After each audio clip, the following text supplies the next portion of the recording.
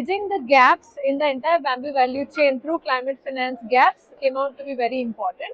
Hi, I'm Neerja Kudrimurthy and I lead the climate action vertical at Transform Rural India. So TRI is representing the voices of the rural communities here at Mumbai Climate Week, and we specifically focused on a roundtable that we put together on bamboo value chain, which will help restore a lot of wasteland geographies of Maharashtra.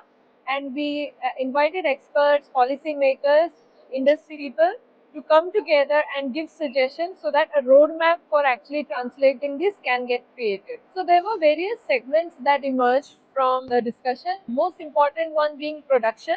The problem is not the production but the productivity. So focusing on the right species and the right kind of land came out to be very important. The second segment that strongly emerged was market, and targeting the construction segment in the industries became quite important. The third segment that emerged was finance.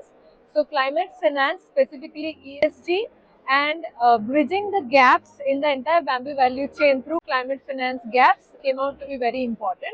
And lastly was R&D, so that high yielding varieties of bamboo can be developed and that those varieties can be connected to the industry. Bamboo has a huge potential to sequester carbon and also restore lands.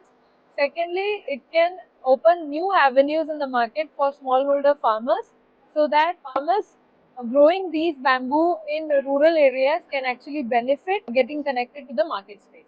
This basically establishes a connect among various different sectors. It brings together ideas and it also brings together finance that actually can be pulled in and some innovations that are required in the very creatively demanding climate space that can actually be translated on the ground.